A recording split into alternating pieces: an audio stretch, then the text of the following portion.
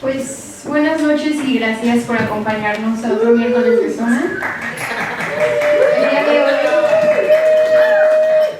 estamos con Berenice Ormego. Otro aplauso, por favor.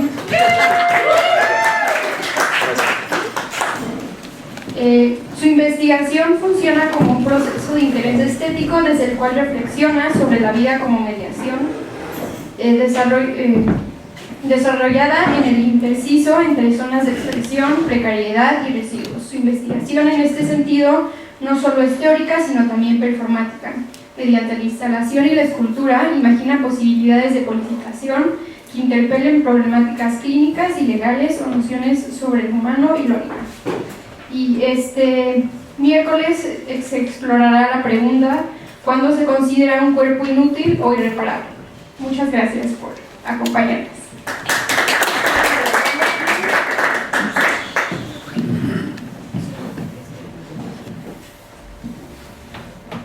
Hola, muchas gracias por asistir.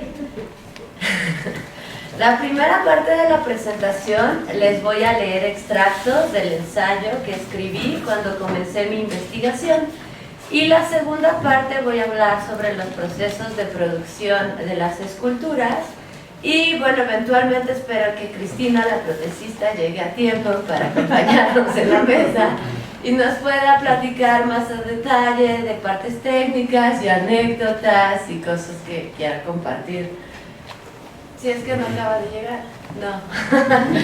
Bueno, la práctica actual que tengo gira en torno a la discapacidad como condición humana.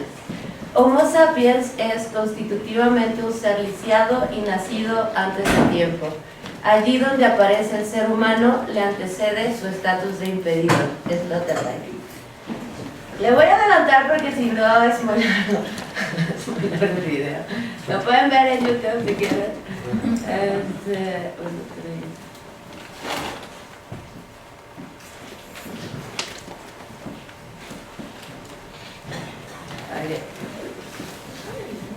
La discapacidad como antropogénesis permite reflexionar en torno a una humanidad que, más allá de ser dada por nacimiento, tiene que ser aprendida. El hombre nace sin saber hablar, escribir, alimentarse o caminar, a menos que todo esto le sea enseñado. Es incapaz de sobrevivir sin los cuidados civilizatorios de la cultura. La técnica, por lo tanto, se presenta como el dominio de la relación entre la naturaleza y la humanidad. Y si el hombre es arrojado por la naturaleza, desprovisto de la capacidad de supervivencia, la técnica le permite producirse a sí mismo. Bajo la tutela de un modelo de pensamiento relativamente caduco, una de las distinciones del humano se expresa en un comportamiento anatómico, el caminar erguido. Las operaciones para disciplinar el cuerpo, en las cuales un humano puede ser decidido como tal, han mantenido la verticalidad como eje.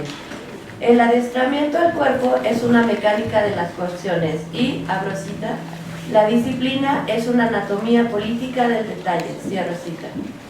Si las antropotécnicas son los conjuntos de acciones o ejercicios, tanto simbólicos como formales, que permiten al humano reconocerse como tal, es porque somos seres de la técnica, porque convertimos en nuestra condición las propias cosas que producimos. En este sentido, el caminar erguido es una tecnología, es un logos de la tecné, un saber hacer, un conocimiento práctico para disciplinar el cuerpo. Si el lenguaje, las instituciones o la cultura han sido las muletas del hombre para lo que hay en el humano, entonces podría considerarse que las prótesis han sido históricamente adquiridas. Así que, abro cita, extender o reemplazar el cuerpo con otras prótesis se convierte en la continuación de un proceso que comenzó antes de que naciéramos. Cierro cita. Las prótesis son dispositivos técnicos, pero también son anteriores a ello. Las prótesis son lingüísticas. Si se toma distancia del sentido médico de la prótesis, es decir, de la adición o reemplazo de una parte faltante del cuerpo por una artificial, la prótesis no sería una simple extensión del cuerpo humano, sino la condición humana, su constitución. Por lo tanto, no hay naturaleza de lo humano. Lo humano frente a la naturaleza es enteramente prostético. Si los seres humanos somos seres discapacitados, ¿quién tiene la capacidad de representar la normalidad? Bueno, lo que están viendo en la imagen es una órtesis, bueno, en el video es una órtesis que se llama HCAFO, que es una órtesis para cadera, de rodilla y pie, que espero que Cris después nos platique más al respecto. Y bueno, termina regresando al piso, ¿no? La órtesis.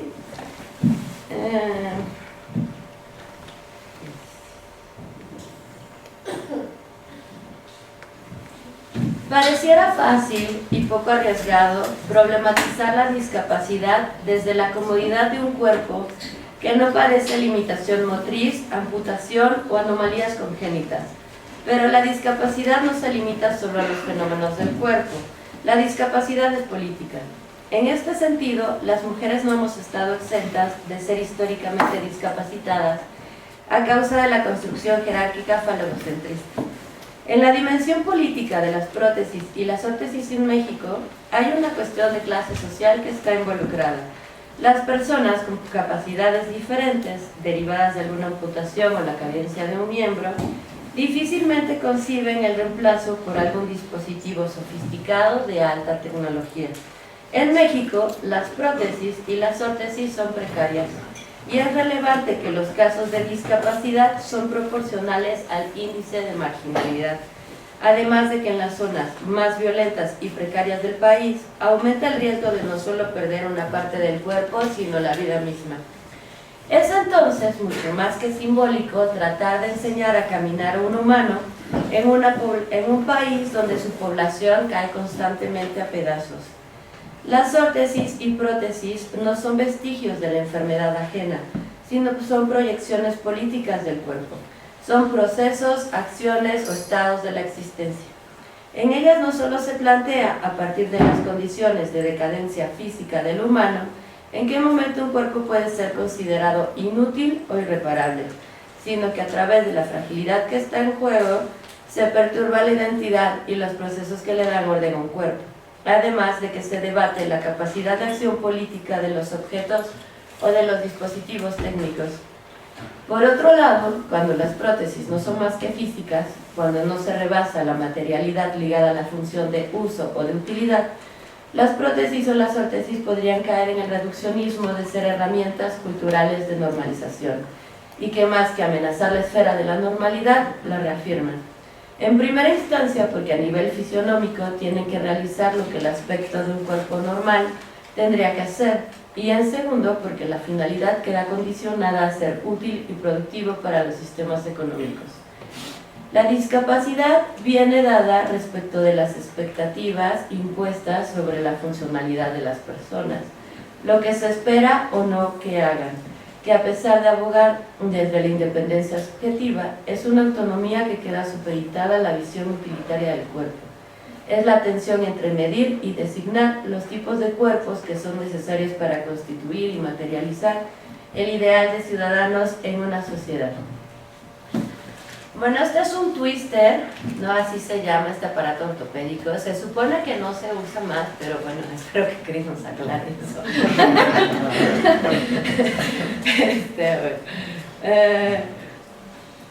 Ahí cierras. ¿Para qué sirven los twister? Cuando tienes los pies hacia adentro, los tienes que abrir. Entonces, son mangueras que tienen por dentro unas líneas de acero que fuerzan los pies a abrirlos, que puede ser un acto muy violento. Entonces, bueno, Cris nos tendría que aclarar si sigue usando. Bueno, entonces, si la forma del humano viene dada por la lógica de funcionalidad o productividad en relación al trabajo, y si el trabajo fuera la única acción esencial del ser humano, ¿qué sucede con las discapacidades que escapan a la eficiencia y eficacia de la producción? Quizás la circunstancia de lo humano produciéndose a sí mismo sea una forma del ejercicio. Quizás sean modos de hacer y de producir su propia existencia más allá del trabajo definido por el salario, y sea un descifrarse así en la vida cotidiana. Hay un fervor patriótico de la cultura de la rehabilitación, la discapacidad que promueve un sentimiento de nación que es aprovechada por las instituciones privadas, que en el caso del Teletón en México, abro cita, se observa que dicha campaña promueve estereotipos de las personas con discapacidad como sujetos de caridad. El Comité sobre los Derechos de las Personas con Discapacidad de la Organización de las Naciones Unidas recomienda desarrollar programas de toma de conciencia sobre las personas con discapacidad como titulares de derechos, para romper con el persistente modelo médico, caritativo y asistencialista. Cada vez que se habla de derechos humanos, cada vez que se habla de derechos humanos se hace evidente que el humanismo no es universal, abro cita, sino bastante relativo a cierto tipo de situación y que la libertad o los derechos humanos suelen limitarse a ciertas fronteras, cierro cita. Es decir, de lo que se trata aquí no es una cuestión de características biológicas de la especie humana, sino de la discapacidad política de las vidas precarias, de las formas del humano que carecen de reconocimiento en los debates políticos dominantes y cuya existencia biológica se limita a zonas de excepción. Si en el imaginario social las personas con discapacidad son percibidas como minusválidos que provocan compasión, es porque no se considera que ser humano es un entrenamiento constante y que se ejercita. No debería causar lástima el ser que lucha consigo mismo para ir más allá de su forma. La tendencia a patologizar el cuerpo a partir del anhelo por la normalidad es una deliberada exclusión de las otras posibilidades de la experiencia humana. La corrección no solo es la corrección a la naturaleza, sino la supresión de la diferencia. Si la existencia siempre ha requerido de ortopedia y de prótesis, ¿cómo corporeizar y pensar lo no normativo? ¿Cómo esquivar el estar sometidas al escrutinio público? A hacer mediante un duro ejercitamiento cosas normales. ¿Cómo, abro cita, zigzaguear la paradoja de una normalidad para normales? Cierro cita. Bueno, en esta escultura, Paula tiene una familia, ¿no?, que se compone de otras 3 hermanitas, pero Paula es la única que tiene movimiento y bueno, con esta familia de bailarinas de ballet con órtesis, lo que me interesaba contrastar esos tipos de deformaciones en las piernas y en los pies. La primera, que es hecha por desfisión y que se considera estética, como en el caso del ballet, y la segunda, que es una deformación genética involuntaria que se considera una patología. En ambos casos, estar erguida es un desafío, ya que tanto en el ballet como en las infancias que utilizan este tipo de órtesis, adaptarse a la deformación es un ejercicio.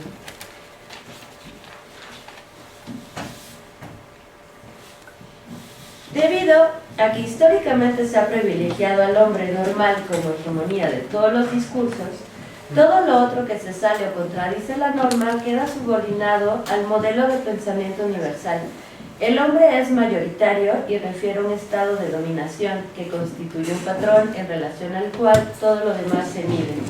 Por eso todos los devenires son minoritarios.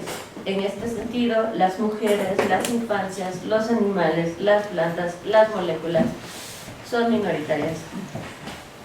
La política de los devenires conlleva agenciamientos que implican grupos minoritarios que están al borde de las instituciones reconocidas.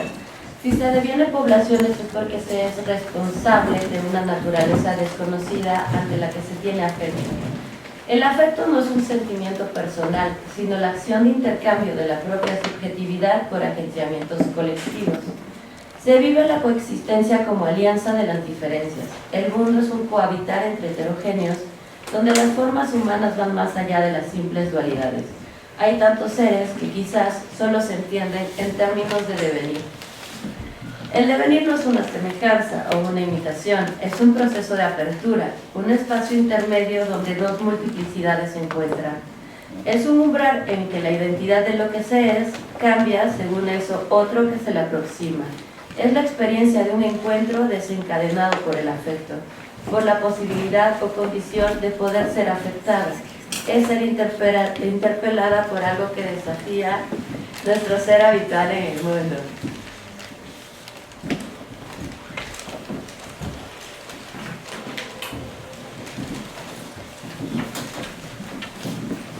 Si la vida es variación, Entonces hay que apelar a cuerpos diversos, cuerpos alterables, cuerpos accidentados, cuerpos frágiles, cuerpos susceptibles de recibir modificaciones constantes. Si somos fluidos, seres hechos de fibras, entonces hay que alentar a que la frontera de lo humano bordee otras naturalezas. Al margen de consideraciones biológicas o excesivamente subjetivistas, hay que arrancar el cuerpo de la especificidad humana que está condicionada a la jerarquía antropomórfica de ser hombre, adulto, blanco, para hacerlo devenir encuentro del movimiento con lo femenino, lo infantil, otras razas y otros géneros. Es decir, las otras formas sociales o entidades culturales, pero también de otras escalas y de otras especies. De ser así, no habría discapacidad, sino solo variaciones en la existencia, variaciones en el movimiento, variaciones de lentitud y de velocidad. Si el cuerpo oscila entre la reparación y el daño, ¿por qué no pensar en la recuperación, rehabilitación y reconstrucción del cuerpo como una metáfora social que abogue por las tecnologías como sistemas de asistencia para una humanidad a la que hay que proveer cuidados? Bueno, esta exposición se llamó Hiket Nu, que estuvo en la Kunsthalle Basel, y las esculturas se hicieron a partir de 42 moldes de pacientes recientemente amputados y amputadas a causa de diabetes. Ya llegó Cris, que nos va a presentar. Estaba hablando de ti. Nos va a platicar.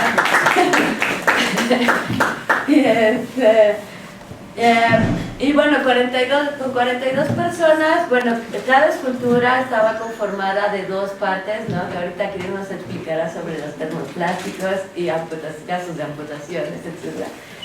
Y tenía un sistema robótico y estaban compuestos por dos amputaciones de distintos pacientes. Así que 42 personas estaban presentes en estas 21 esculturas.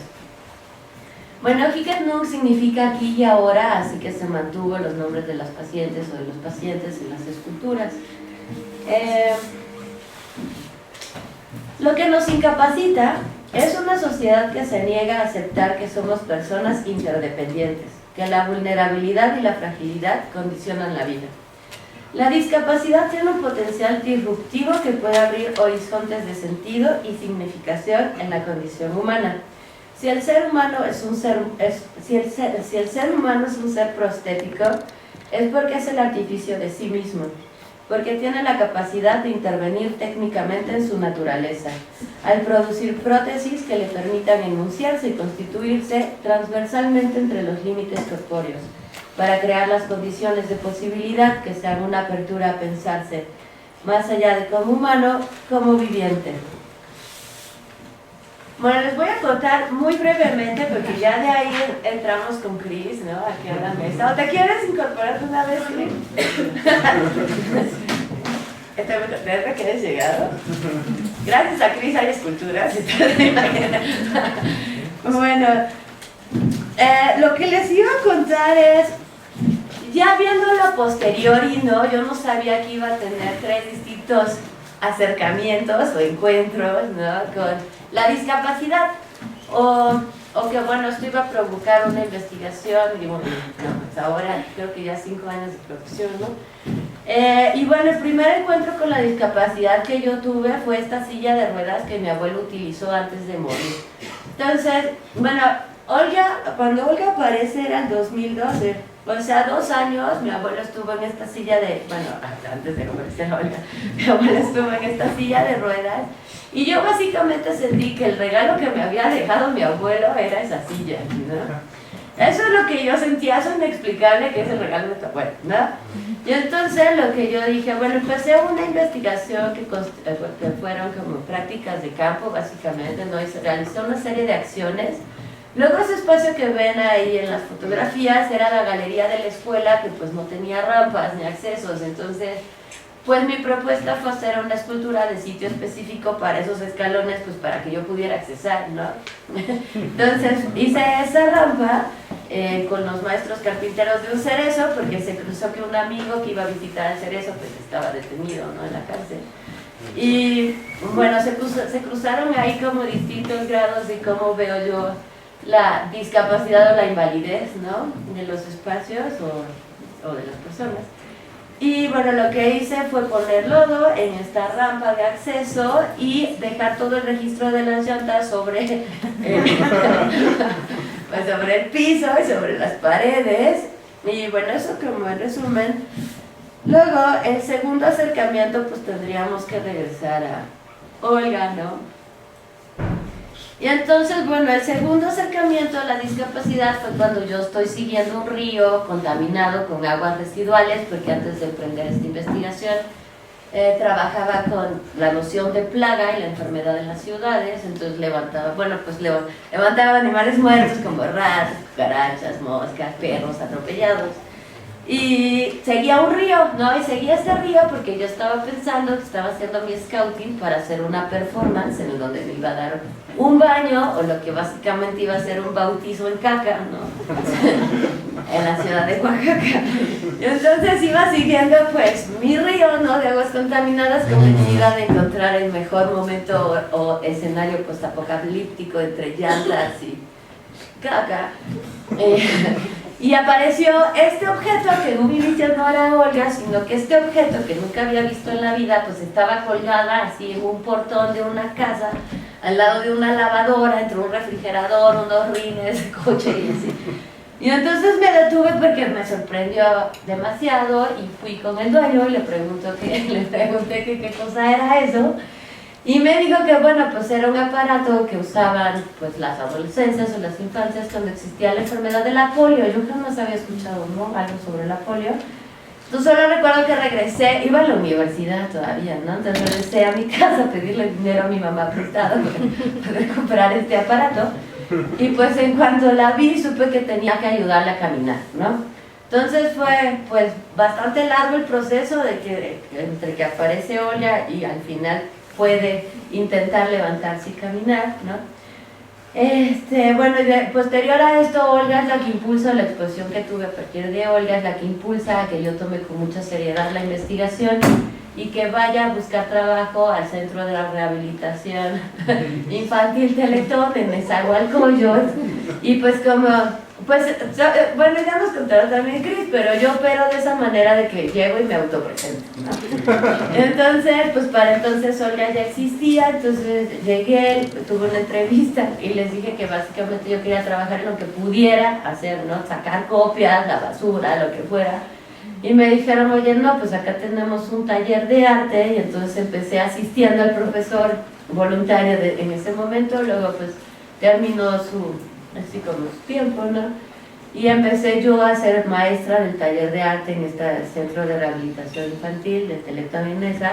Estuve ahí más o menos un año, y bueno, y luego ya llegó el tercer encuentro, ¿no? El tercer encuentro con la discapacidad, pues ya fue la disolución entre el arte y la vida, ¿no? Que obviamente no les voy a poner fotos de eso, pero fue cuando tuve un accidente automovilístico.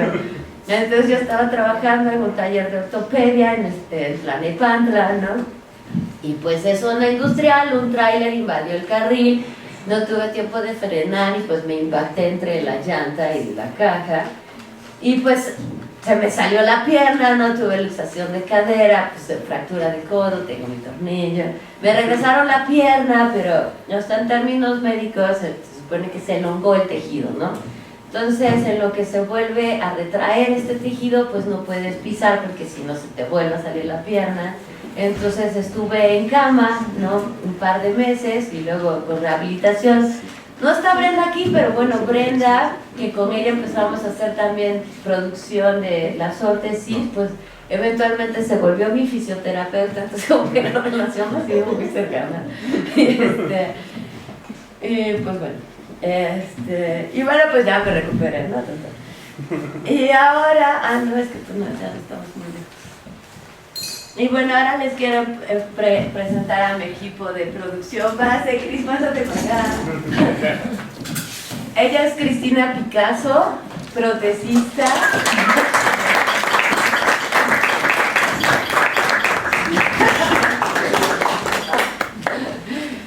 Le debemos las obras de arte a Cris.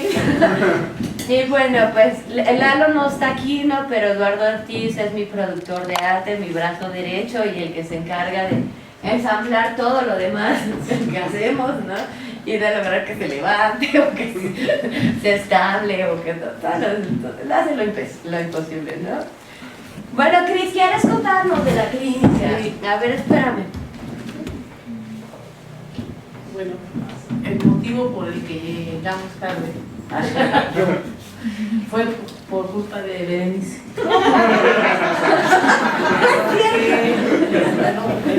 No, casi. Yo soy la obrera de Berenice, soy la que hace plastificado, digamos así, pero es en serio. Saben quien la conoce de su intensidad absoluta. Entonces, a mí que me gustan los casos difíciles, se juntaron con las dos locuras, pero me rebasa.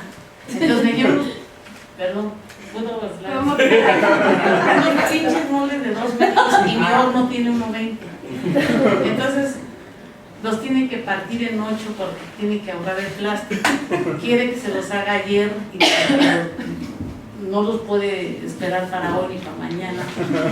Entonces llegó el plástico atrasado y como están lluvias, necesito dejarlo un día. Ya me estaba hablando desde antier para ver si ya tenía los... Entonces bueno, ya dejé los plásticos.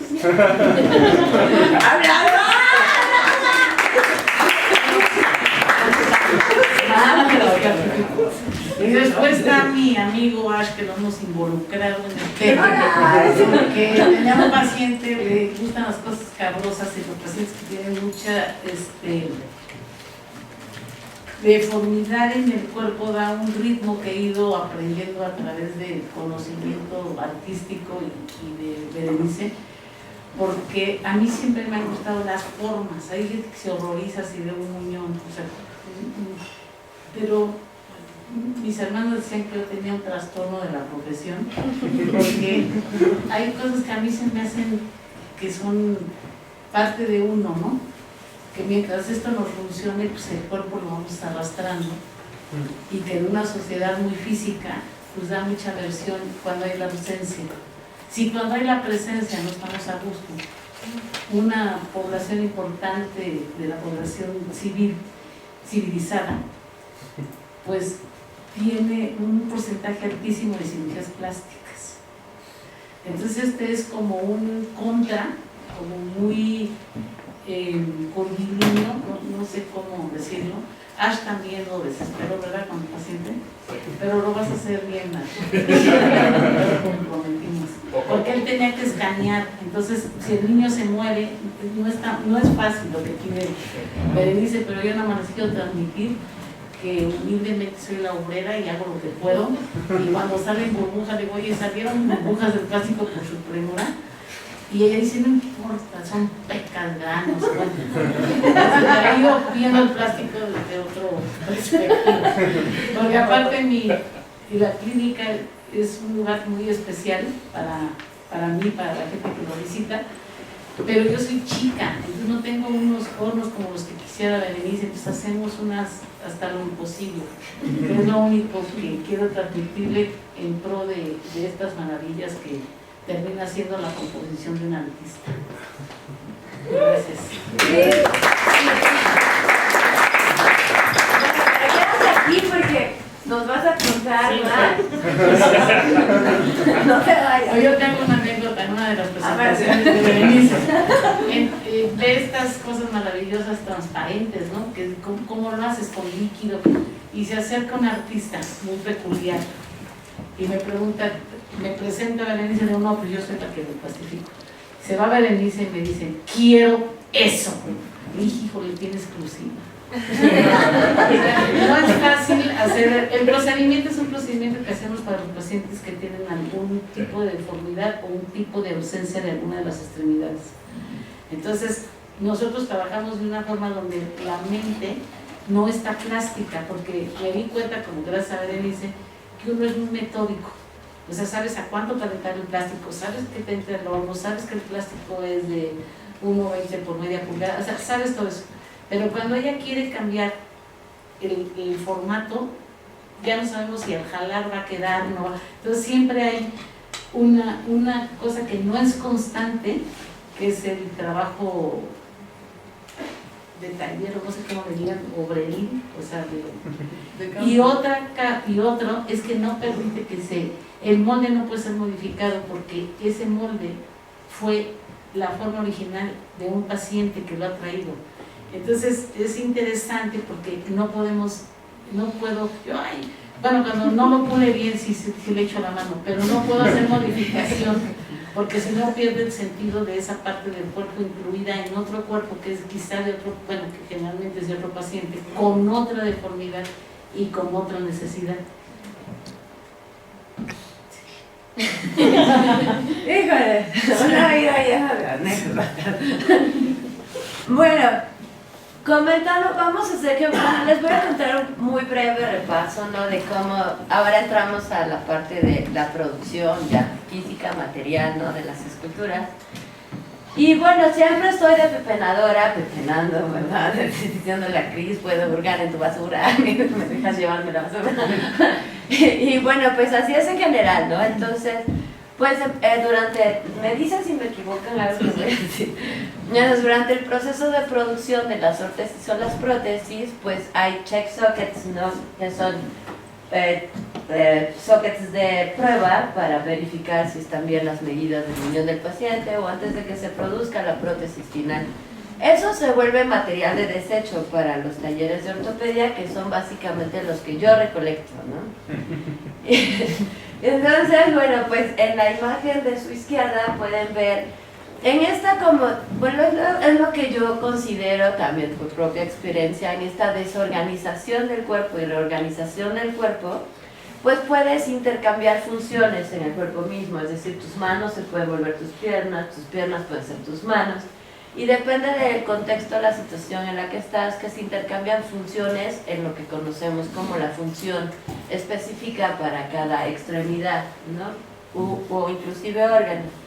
Entonces, a partir de esta desorganización que parte de los desechos que se usan en la producción de órtesis y de prótesis, es que volvemos a reorganizar un cuerpo que, bueno, esta es la propuesta de un cuerpo desorganizado que se volvió a reorganizar. Y a partir de, bueno, ya que está, bueno, que más o menos creo que ya está el ser ahí, pues hacemos toma de moldes, se hace vaciado en yeso. Antes trabajamos mucho más en yeso. Sí. Luego pesaba muchísimo, ¿no, Cris? Levantar eso era así. Bueno, ahora ya trabajamos con bloques de poliuretano, con capa de yeso. Pero bueno, y bueno, antes así era, ¿no? Entonces pueden ver cómo sería un proceso de producción. Y bueno, Cris, ¿nos quieres contar un poco más de cómo es el plastificado del termolín? Sí. Ese es el termolín, ¿no? El plástico. Mira, en la industria ortopédica se ponen nombres para no saber los componentes, o sea, de qué es eso. Es un acrílico. Entonces le decimos termolín clear, o sea, plástico transparente. Entonces, la hoja llega y nosotros lo calentamos a cierta temperatura. Y en la imagen anterior que vio, estamos sacando el plástico y lo cubrimos, y luego hay una máquina de vacío, de succión, y lo sellamos, que luego no quiere, la cicatriz es un problema para venir, si la quiere adelante, atrás, a un lado se movió, fija el molde, etcétera, porque es el sello donde hace succión y hace vacío. Y tenemos que dejar un tiempo razonable para que la máquina siga trabajando y se siga enfriando el material. Ese es el... A ver, o sea, por ejemplo, es que creo que ahí no se ven las costillas. Bueno, pero siempre hay costillas, ¿no? Costillas y cicatriz. Creo que ya no están las otras. Mira. Bueno, esa orillita de allá que no se ve por la nitidez. Bueno, la del extremo está allá y la del extremo, bueno, la que va justamente ese lado, ¿no? Eso sería. Esa de allí. No sé si va bien. Sí. Bueno. Ella debe haber estado limpio, pero sí hay cicatriz grande. Bueno, entonces. Luego estamos todo el tiempo, bueno, aquí también está Jocelyn, que se integró recientemente al equipo, ¿no? Y al estudio. Jocelyn, Entonces, bueno, siempre estamos en búsqueda de nuevos materiales, nuevos problemas, problemas aduanales, problemas para sacar los materiales, problemas para traerlos. Sí, ¿no? Así hay una anécdota, cada vez que hay urgencia, que siempre, pero cuando lleva un montón de moldes, hay una cosa horrible que nos pasa, horrible. Se va la luz. Y se va la luz nada más en un ala de la clínica, que es en el laboratorio donde no corren las máquinas, en mi consultorio, y en otro lado, de lo demás hay luz. Pero le digo, no sabes qué, ella, ya no, yo traigo una máquina, una bomba, una máquina de una planta, yo dije, no, gasolina, no. Entonces sí, por eso llegué tarde, porque esos moldes deben haber salido el lunes, y es miércoles. Entonces, hay algo que no se puede explicar. Cuánto que sean las lluvias, que fue el transformador, lo que tú quieras, pero nada más se va la luz. ¿Y saben qué hace? No me cree y va. Y lo censura. Y cuando está en una intensidad máxima, llega Ash, y ya Ash es canadiense, es más intolerante, pero ya es más mexa. Y hace y Berenice aquí hablándome del plástico, y rápido, que quede perfecto. Entonces, yo sé, Ash, que no lo ibas a hacer, pero ahorita ya te comprometí. Pero pasa esa cosa inusual, son muchos riesgos. Le digo, oye, ¿por qué no vas a salir en Europa? Tienen todo perfecto, un metro de tal, tú te llevas el molde, pero dice que tiene que ser una ortopedia, ¿no? No, y aparte porque los cuerpos con los que trabajamos son cuerpos mexas, ¿no? Y porque sobre todo, si estamos relacionando lo que es el contexto del país, ¿no? Entre las amputaciones y, bueno, los grados de patologías que hay, pues hay extrema diversidad aquí en México. Y bueno, entonces contándoles que siempre estamos buscando nuevos materiales y metodologías de producción, pues tengo unos amigos, ¿no? Que siempre hacemos amigos así, no sé. Entonces resulta que algún día yo estaba haciendo unos microscopios caseros, ¿no? Con un doctor, médico, que yo veía cómo hacía cosas, imprimía cosas, y algún día le dije, oye, pero ¿qué es exactamente lo que haces? Y me dijo, no, pues lo que yo hago son guías quirúrgicas para cirujanos, ¿no? Entonces, cuando los cirujanos tienen que tienen que hacer una cirugía, pues tienen que analizar la anatomía del paciente o de la paciente. Y para eso se hacen escaneos, ¿no? Se hacen escaneos y tomografías de las partes o las áreas en las que tienen que intervenir.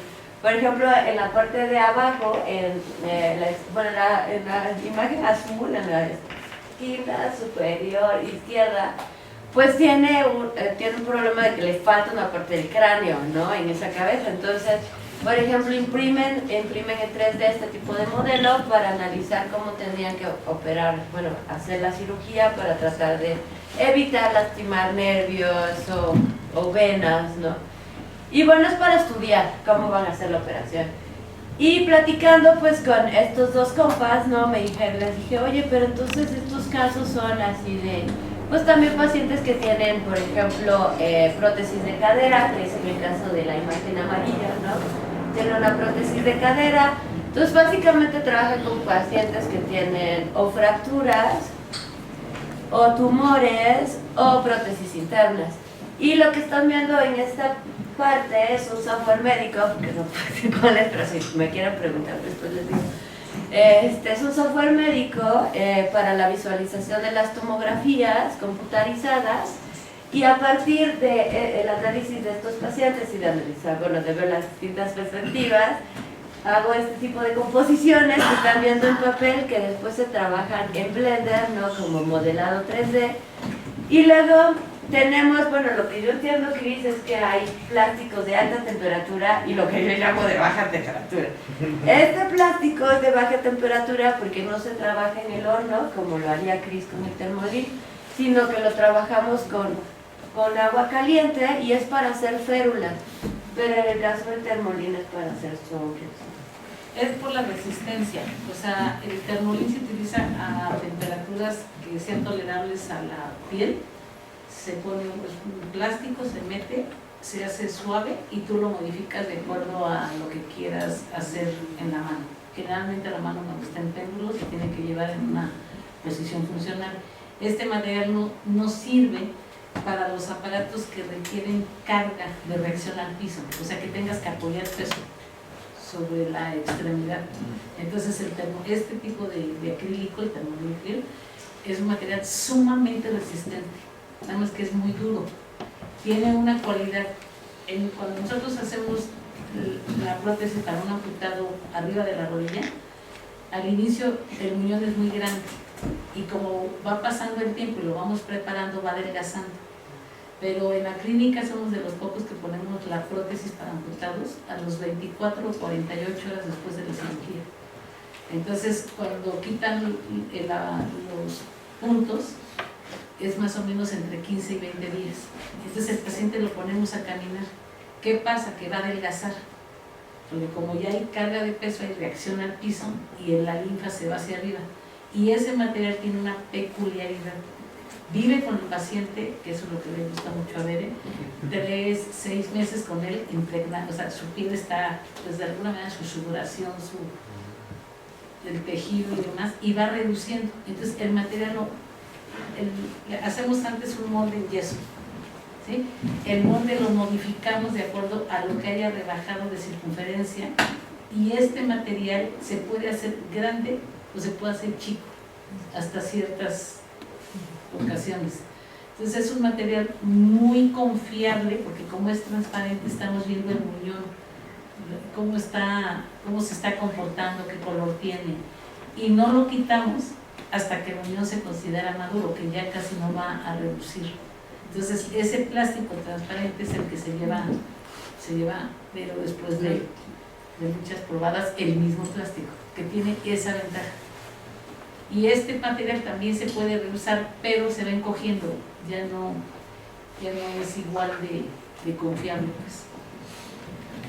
Sí, bueno, y entonces en esa búsqueda de materiales, ¿verdad? Por ejemplo, estuvo atorado no sé cuánto tiempo en la aduana, casi me da un infarto, ¿no? Que no siempre. Pero al final el resultado, bueno, son esas esculturas que parten de este software de tomografías computarizadas y luego del modelado 3D, la impresión 3D y el recubrimiento con yo le llamo plástico de baja temperatura. Y bueno, cuando les enseñaba cómo se hacían los moldes, no en yeso, pero era muy problemático y eran muy pesados. Luego fui con un colega de Cris, ¿no? A Guadalajara, que se llama el ingeniero Marlo. Y bueno, estuve trabajando allá. Tiene un robot que se llama Víctor, ¿no? No. Bueno, se llama Víctor, pero la empresa es Rodal. Son diferentes marcas, hacen Eso, la cosa es que yo le llamo brazo robótico de 7 ejes, ¿no? Ya se pueden mover así para todos lados. Y lo que empezamos a hacer es el escaneo en 3D de prótesis antiguas, ¿no? Y de prótesis muy high-tech, para construir las esculturas, que bueno, estas son muy recientes, creo que fueron a inicios de este año. Y eso es como se ve ya una vez que está ensamblada ya el molde final, ¿no? De poliuretano. Y luego tenemos el Thermolin Clear, pero que esta vez con Lalo encontramos la manera de darle color, ¿no? Entonces entró como la era del color. Y no les puse como close-ups, pero lo que es, o sea, a partir del escaneo de un CAFO, no una órtesis para rodilla, tobillo y pie, viejitos, de los que tienen piel, hicimos este molde de poliuretano, lo hicimos más moldes y más moldes hasta llegar al vaciado de resina y le pusimos las barras del aparato antiguo ahí dentro de la resina para darle soporte a las piernas, y los zapatos son zapatos ortopédicos escaneados y luego vaciados en plomo para que las esculturas se logren levantar solitas. Y bueno, tienen ahí varios elementos que son aparatos de traumatología. Y esta es su hermanita, bueno, el otro se llama Cipriano, esta es Casilda. Y bueno, es el mismo metodología, bueno, proceso de producción, ¿no? Así del escaneo con el colega de Cris. En Guadalajara el escaneo, luego los moldes, luego el vaciado, luego otra vez las barras del aparato dentro de la resina, también se soporta en zapatos ortopédicos de plomo y bueno, también es termolífico. ¿Quieres decir algo más que y bueno, eso es como, no habíamos utilizado prótesis de brazo hasta este momento porque las iba como juntando también.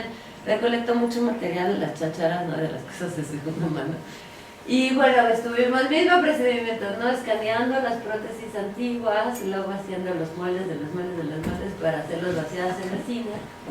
Y tienen conexiones que son, pues son conexiones estructurales, ¿no? Para que se pueda mantener la pieza junta. Tienen los tubos que están viendo de soporte, son tubos que se usan en las prótesis de pierna.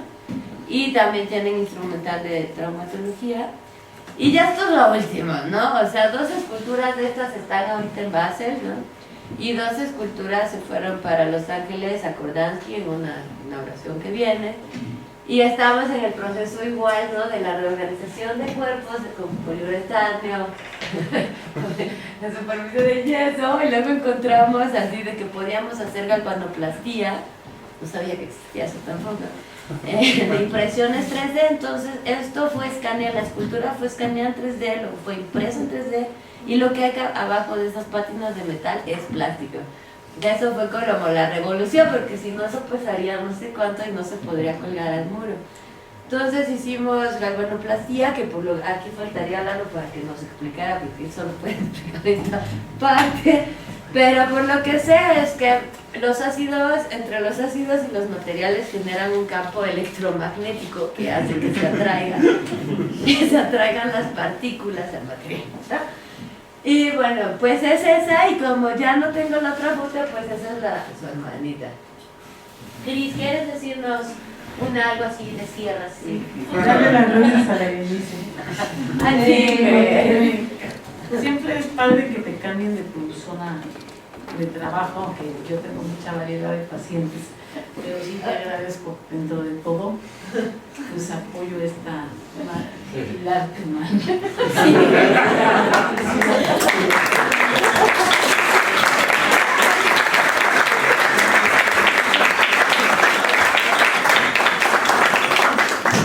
Bueno, quién sabe cuánto tiempo nos echamos, la verdad no tengo ni idea, no sé si ya va, algo nos pregunta, pasamos al área de bebidas.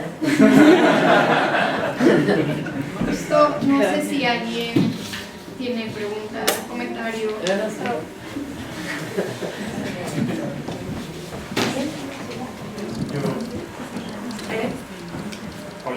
Hola, Fer.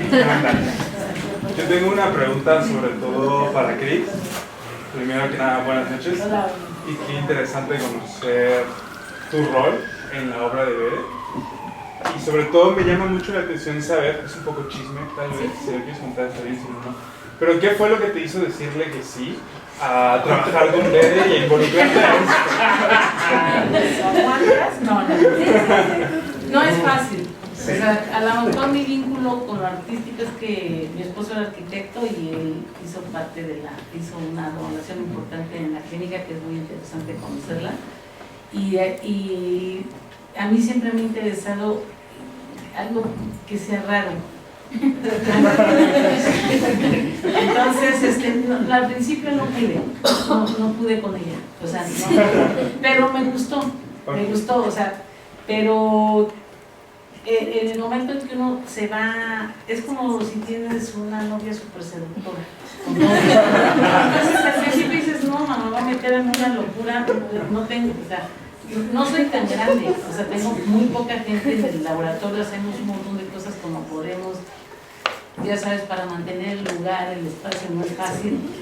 Y me fue empaucando hasta que ya soy parte de viene Berenice, ya no, entonces no sé, pero fue un proceso, también es como esa parte de sin bonas y no bonas y arriesgarte, ¿no? Porque el medio es muy cuadrado, es muy, pues como decía al inicio, muy operativo y no se salen de ahí, no hay manera, y entonces empezamos a cambiar cosas que no me hace caso y termina haciendo lo que ella considera y yo lo respeto. Entonces ese intercambio sí fue, más bien fue un proceso, no digo ni difícil ni fácil, no le iba a hacer nada porque yo no tenía el tiempo. Entonces la demanda del artista es plasmar todo lo que tienes en la cabeza para que tú interpretes y hagas lo que ella quiera. Entonces es bien difícil, ¿eh? Gracias. Sí. Pero se logró. Ella lo logró. Ella sabe de plásticos, de niños dioses. Ella sabe de un montón de cosas. Gracias. Sí, atrás. Hola. Si quieres, párate y acá te vemos para que te veamos. O sea, porque me queda la duda de la relación entre el movimiento y lo estático. Como que se me quedó muy grabado esto que dices que somos fibras y al final hay moldes que haces para las prótesis y también son fibras y hablas mucho del arquetipo, de la discapacidad y no. Y cuando veo como la progresión de tu trabajo, veo cómo empieza desde la pregunta por el movimiento y terminas con estas piezas súper pesadas, ¿no? Como el metal, que se fijan a la pared y tal. Y pensando en tu trabajo anterior, traigo como muy presente el concepto de la muerte. Entonces, no sé, como me interesa saber qué piensas respecto al movimiento y a lo estático y cómo hay como cómo trazarías esa línea en tu pregunta por la materialidad. Bueno, yo diría como, y sin embargo todo se mueve, ¿no?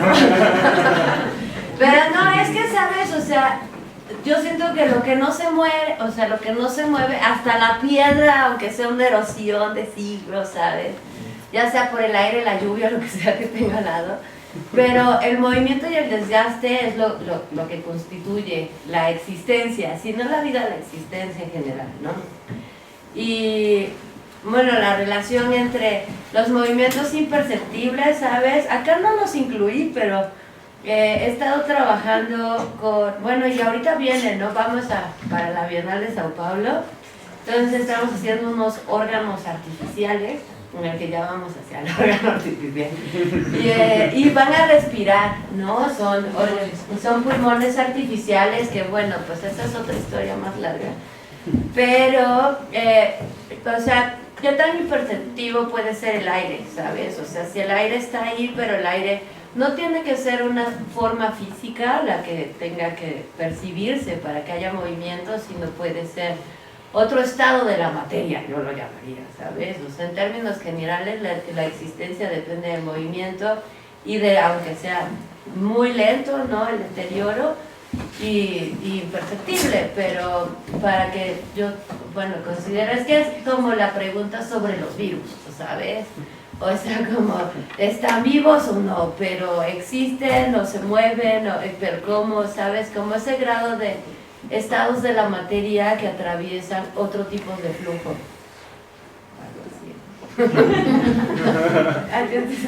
Ese es de mi materia, pero voy a contribuir. ¿Sí? Yo me dedico mucho a la postura.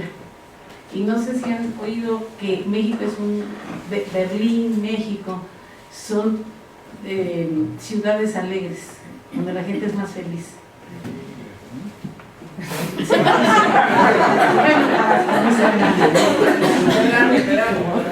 Entonces,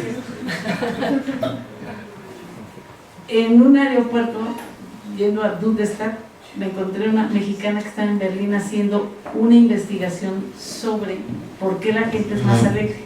Yo lo había leído. Entonces me dice que hay algo coincidente. Ciudad de México, Tenochtitlan, está bajo agua, igual que Berlín. Entonces nos movemos diferente, queremos diferente, hay otro ritmo. Entonces, en cuestiones muy pesadas, cuando tenemos una pendiente, entre más pesado, más se mueve. Y hay factores externos, como la tierra, como el subsuelo, que influyen para movernos más o menos. o religiosamente. Cuando alguien se muere, para algunas culturas o para algunas personas ya se acabó ahí la vida.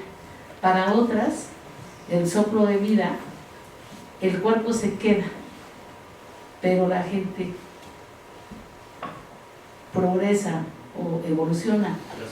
Entonces siempre hay una especie de movimiento hasta en lo inerte, que es pues cuando te comen, hay un movimiento, hay una organización de la vida alimentándose pues de lo que ya no está, pero está.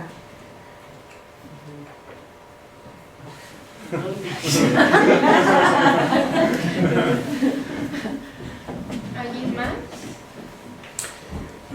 Yo quisiera preguntarte, ¿cuál ha sido la pieza más ambiciosa que han realizado juntas y cuánto tiempo les llevó en su producción? No, yo quiero ser humilde en eso, creo que he tomado más el micrófono que no acostumbro, pero hoy vine como...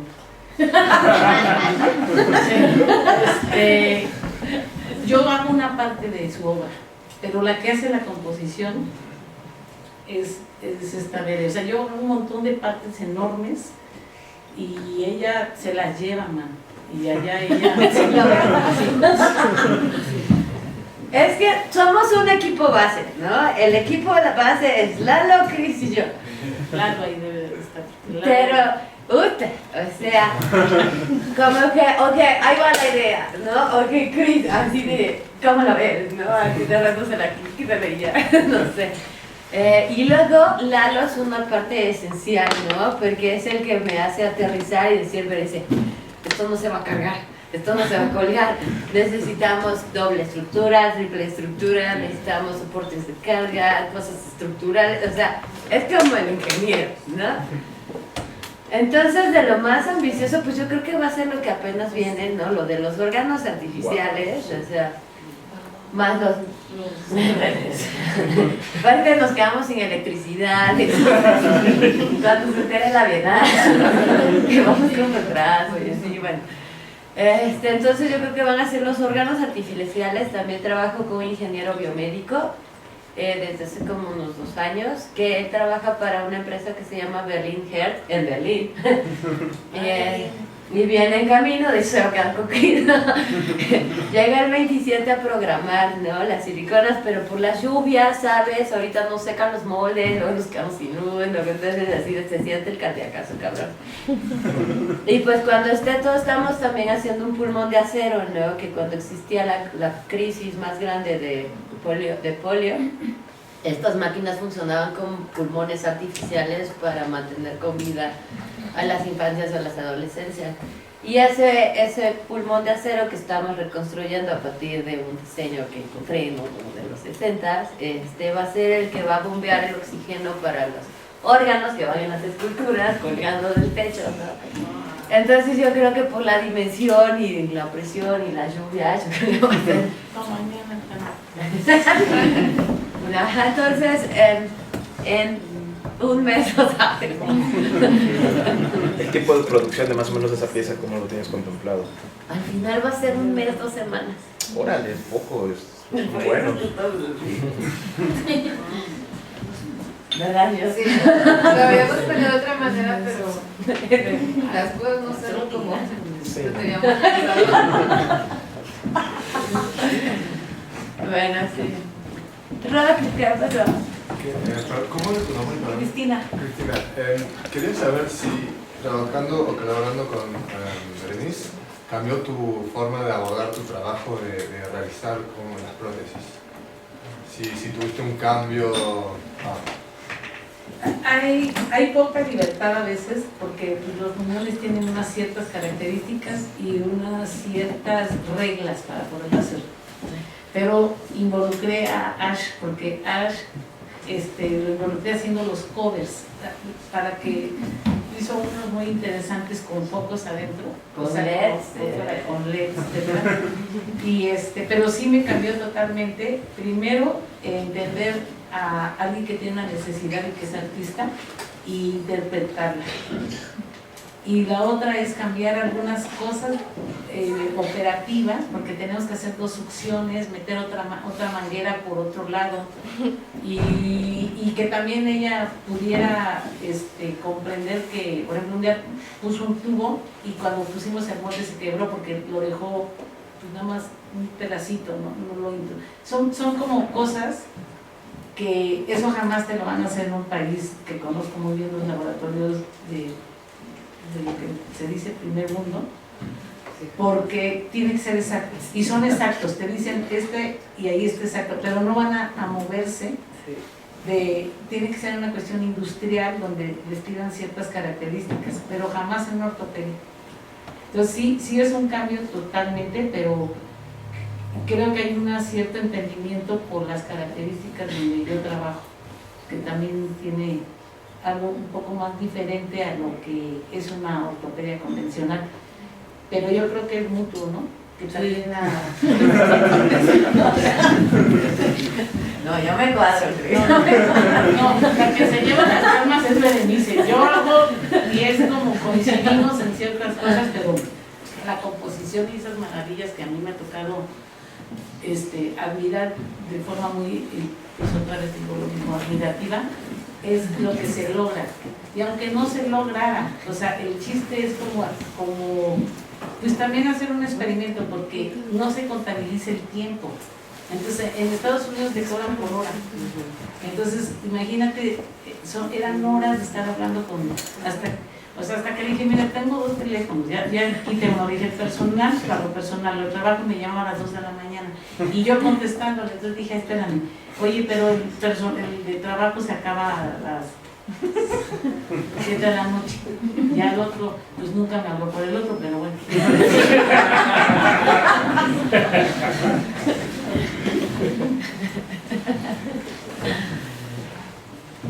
No sé si hay atrás alguien más. Bueno, pues muchísimas gracias.